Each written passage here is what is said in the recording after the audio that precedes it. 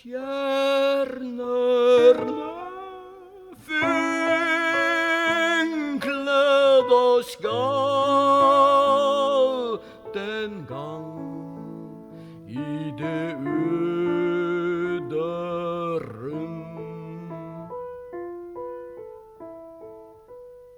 Langt nede i en østerlandsk halvmåne hang, sølvblank og stum.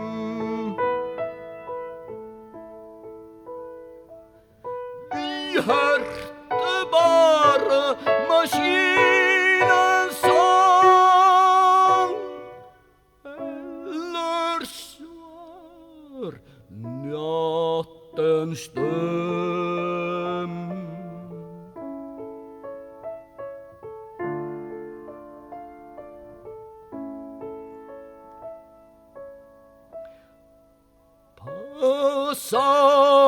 Passaten vugget ufattelig mild, en taus melodi.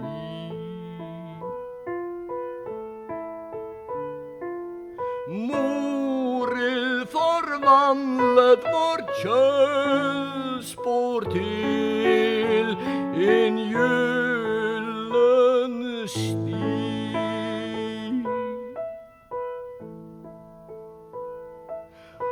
Og bleke klasser av stjerneild svømmet forbi.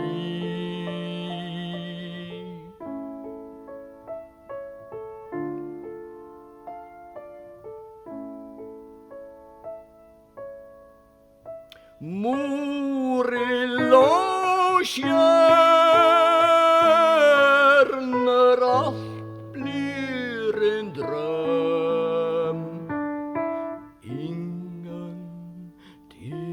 her.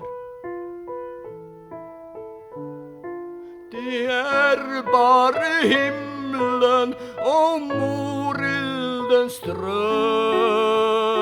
Vi vet ikke mer.